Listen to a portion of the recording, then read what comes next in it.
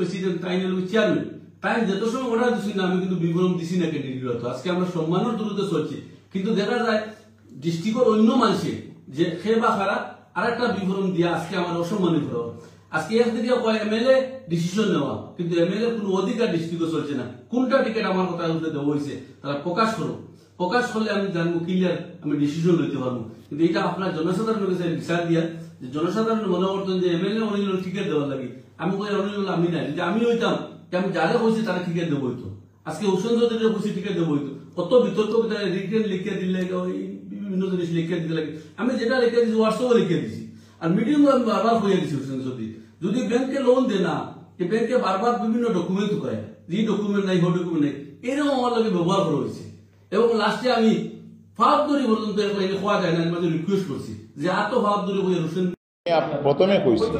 আমি প্রথমেই কইছি এখনো কইতেছি যে বি ফর্মটা জেলা কংগ্রেস থেকে জেলা কংগ্রেস সভাপতি বি ফর্মের দায়িত্বে আমরা বি ফর্মটা হয় ব্লক কংগ্রেস সভাপতি বা কোনো জায়গাতে ব্লক কংগ্রেস সভাপতি আসার যদি অসুবিধা থাকে সেই জায়গাতে আমরা বিধায়কদের হাতে বি ফর্ম উঠিয়ে দিয়েছিলাম।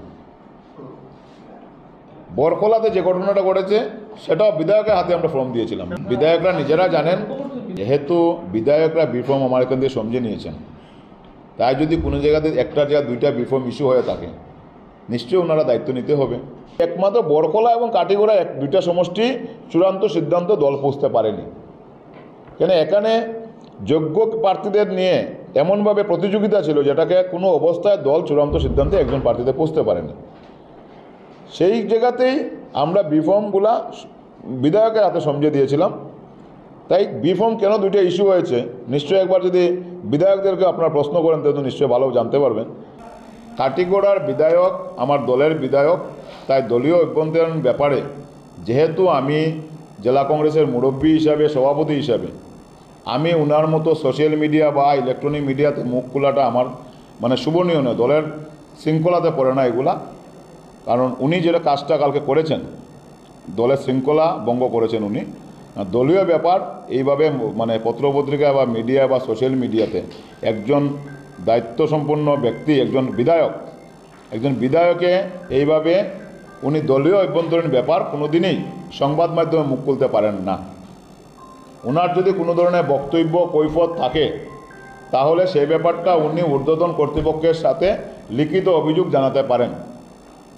2 নম্বর কথা, যদি সেই ব্যাপারে কাটিগড়া বিধায়কের যদি কোনো অভিযোগের ভিত্তিতে প্রদেশ কংগ্রেস বা নিখিল ভারত কংগ্রেস কমিটি যদি লিখিতভাবে জানতে চায় শিলচর জেলা কংগ্রেস প্রস্তুত সেটার উত্তর দেওয়ার জন্য।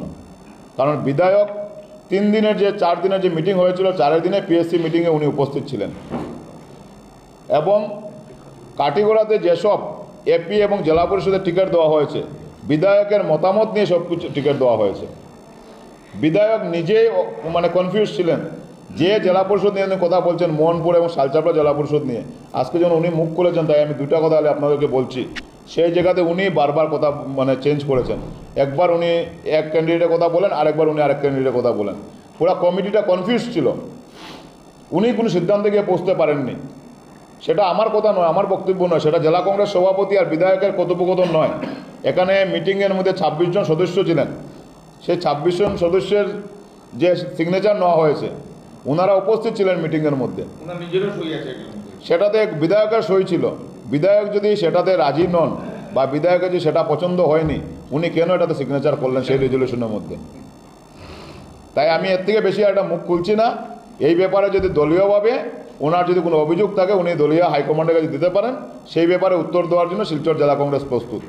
এবং মিডিয়াতে যদি এইভাবে জেলা কংগ্রেসের বিপক্ষে যদি মুখ খোলাটা সেটাও দলীয় আচরণবিধি ভঙ্গ করা হয়, দলীয় মানে ডিসিপ্লিনারি অ্যাকশন হয় ওনার বিপক্ষে যদি এই ধরনের জেলা কংগ্রেসের।